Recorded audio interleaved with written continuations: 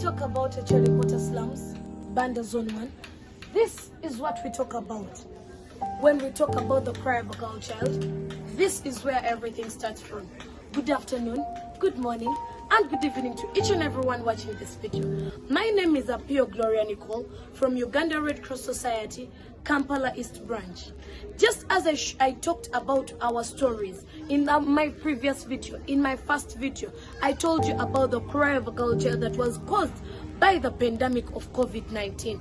And I would love to add on to this and show you the bitter truth, the cry of a girl child during this pandemic, how very many girls lost their lives and why they are not back in school and why they are home. I want to show you a girl of 13 years that if we get this next funding, we can do the best for them.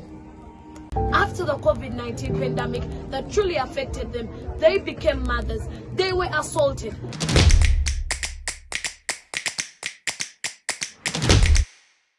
We decided to sit down, think of so many ideas. We talked about so many different ideas to see how we can start up this, how we can form this. Remember in our first video, we talked about the early marriages, the misfortunes that so many girls faced during this lockdown. But we asked ourselves, how are we going to change this? How are we going to stop sex for pads? So we come up with an agreement and we said, our theme this time will be stop sex for pads. And how are we going to solve this? Are we going to be buying sanitary pads each and every week? That in Uganda, it's whereby a girl child cannot even afford a pad of 3,000 shillings. So we decided, yes, we will start with this, but still go ahead and make our very own pads. Now, how are we going to make our very own pads? We are going to make reusable sanitary pads so that every single month we don't have to waste money to buy other pads. Why have we faced pads a lot? It is because so many young girls during the pandemic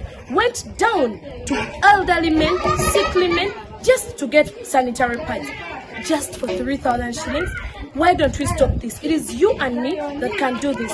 Together, we can. In the streets of Cherikota, we decided for those who couldn't come into our sessions, we said we are not going to let them out. So we decided to come down to the streets, give them out the sanitary pads so that we go on with the campaign to say no to sex for pads.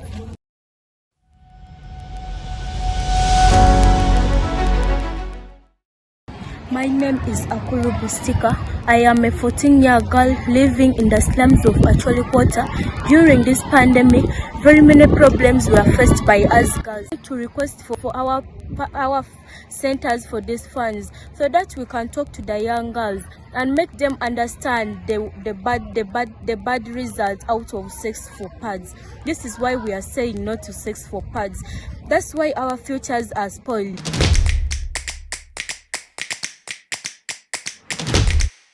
This was the very spot I stood on to tell the girl child story, to ask for these funds, the first funds you gave us. These materials that are happy.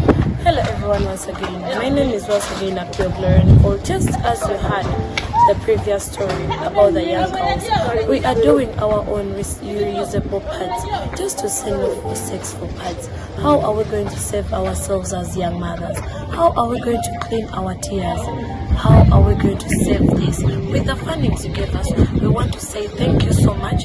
We have started up already with the reusable pads, in that we said no to sex for pads. Thank you so much to whoever gave us these fundings. If we are to get the next funding, we would have saved our future as the young mother. And I want to say thank you to the funds that you gave us that are so helpful. And this is the very spot I'm standing in, telling the world that if you don't fight for a girl child, if we don't together say no to sex for pads, who will save the future?